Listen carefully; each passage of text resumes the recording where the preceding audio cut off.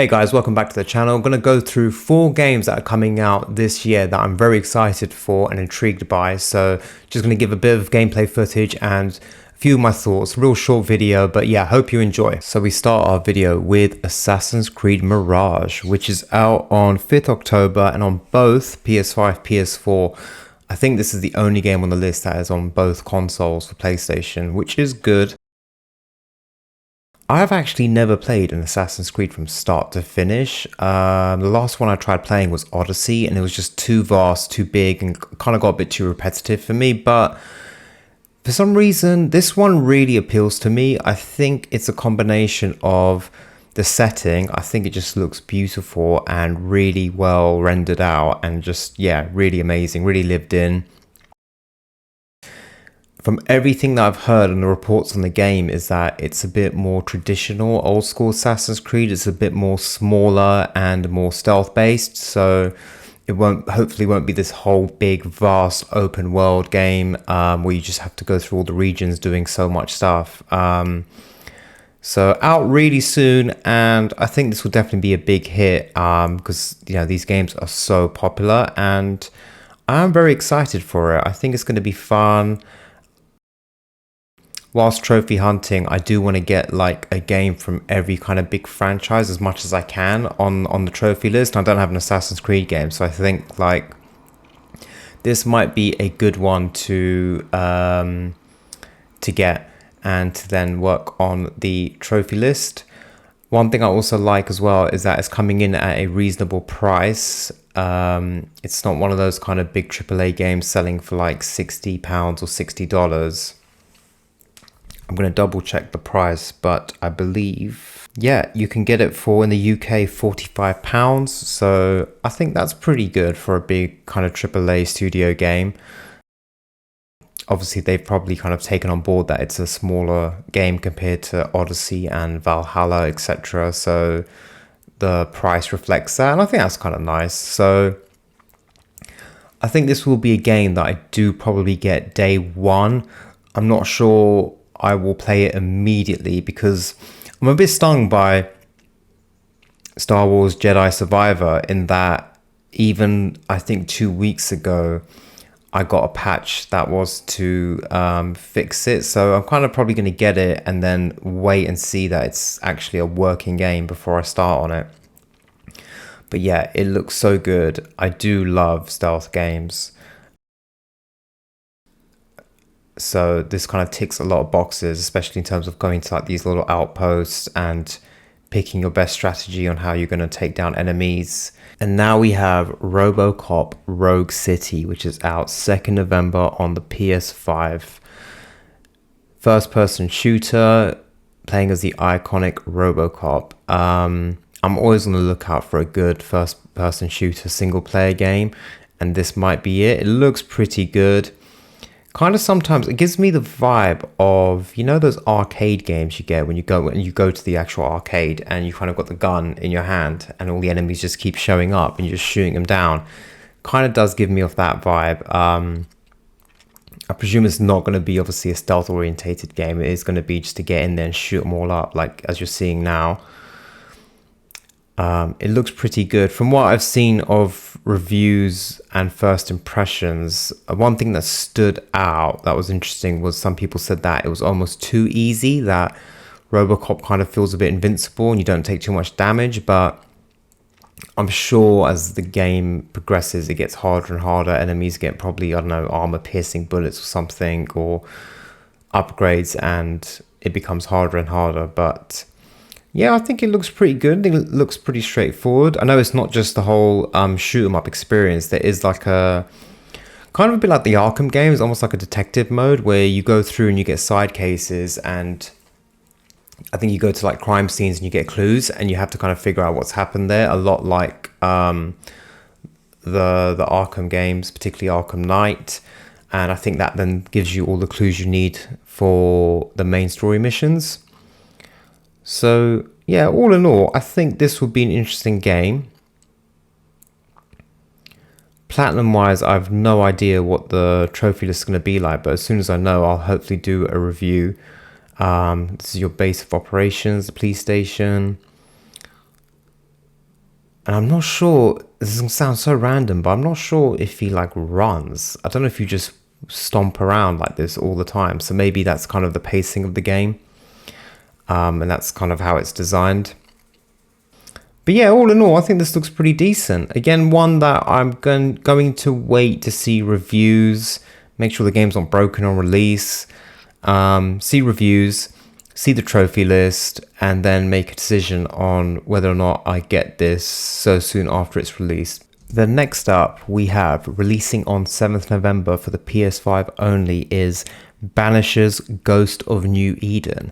So this wasn't a game that I was tracking or anything. It's just kind of, I think it showed up on YouTube and I thought it had an interesting title and started looking at gameplay and it intrigued me for sure.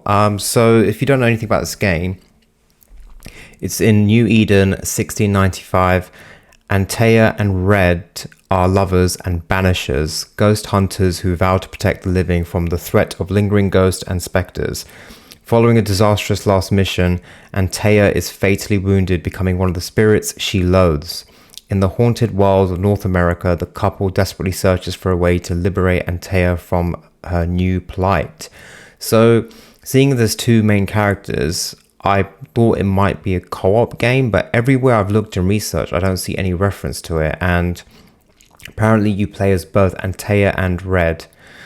I think Antea, being kind of a spirit now, has more spiritual powers, and then Red is more of a kind of weapons guy. He's got a gun on his back and a sword, etc. Another thing that's interesting is you can make meaningful and morally ambiguous choices that will affect the story, the world, and the fate of all characters, dead or alive. So it's one of those games where the choices you make do matter and will affect the story outcomes and the world around you, which I think is always good and interesting. Can be a bit tricky for us trophy hunters because it might mean we have to make strategic saves and then go back and do a different option, etc. But yeah, I think I just like the look of this. Found it quite intriguing. I like the setting and the gameplay does seem quite fun, like a third-person action adventure.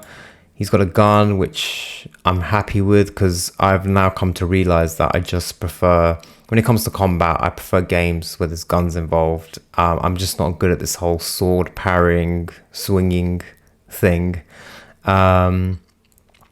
So there it's quite interesting. They change character and then I think you're seeing the world through like spiritual eyes and maybe you see different things. So I'm presuming there'll be like kind of puzzles and stuff where you both have to tackle it together and switch between each other to figure it out.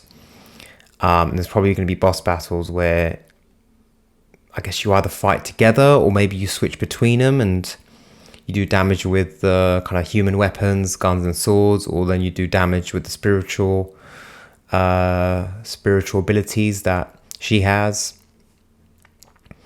But yeah, all in all, this looked really intriguing. This won't be a game that I buy day one. It will be a game that I'll wait to see come out and then kind of see reviews and maybe a bit more gameplay on YouTube and just kind of see what the vibe is around it. And then obviously we'll do a look at the trophy list to kind of decide what kind of platinum it is, if it's a difficult one or if it's hopefully a straightforward one with just one playthrough ideally. But yeah, I definitely do like it. It's linear from what I can see, not open world. It's got kind of RPG elements to it. That was quite smooth as well. Moving between the characters to fight, to do the combat, that was pretty slick. So yeah, it does look like a quite interesting game. I'm definitely very, very intrigued by this one. But yeah, like I said, it's not going to be a day one purchase, but it's definitely going to be one that I'm going to keep an eye out for and decide closer to the time. And then we're on to probably the game I'm most excited for out of this short list, and that is Avatar Frontiers of Pandora, which is out on 7th December on the PS5. So you're abducted by the human corporation known as the RDA. You are a Navi. You were trained and molded to serve their purpose. 15 years later, you are free, but you find yourself a stranger in your birthplace. So you've been trained by like the military humans, so you can use their weapons. And I think the thing that appeals to me the most is this is made by Ubisoft, and the vibes I'm getting from this is that it's a lot similar to Far Cry in terms of the FPS. Even the way the character moves, slides around, the shooting mechanic with the arrow, it does just give me off that kind of Far Cry type gameplay, and I love Far Cry. I'm a big fan of them, so those games. So yeah, this really appeals to me a lot, which is a bit strange because it's an Avatar game, but I'm kind of banking on it playing a bit like Far Cry. But it's from the same developer, so hopefully it will be like that. And it does definitely give us that vibe. Even there, just ripping off the wall panel, the way the camera moves with it, it's a lot like Far Cry. So I think visually it's definitely going to be stunning. There's the whole flying mechanic where you can get on, I don't know what they're called, but you can get on the flying animal thing and fly around. So I'm presuming the game has a lot of, instead of just being a big wide horizontal plane, it's going to be kind of a lot of vertical locations. So you'll be kind of flying up and going to like the floating mountains, etc. But yeah, I think this could be a very, very fun game, and should be. And hopefully, being an Ubisoft open world FPS, should be quite a straightforward platinum as well. But yeah, I just think it looks great. It really looks epic. I'm not the biggest fan of the films, if I'm going to be honest. Definitely not the last one that came out not too long ago. I enjoy them, but yeah, I'm not the biggest fan. But yeah, this gameplay really appeals to me. The visuals, the graphics, and yeah, just look at it. I think it's going to be great. So this for sure will be a day one game. It is quite pricey. It's coming in at around 65. It's between the 60 and 70 mark. So it is one of those pricey AAA games, but it's December 7th. I think it will be a good game to get on day one and then just kind of play through over the Christmas break, etc.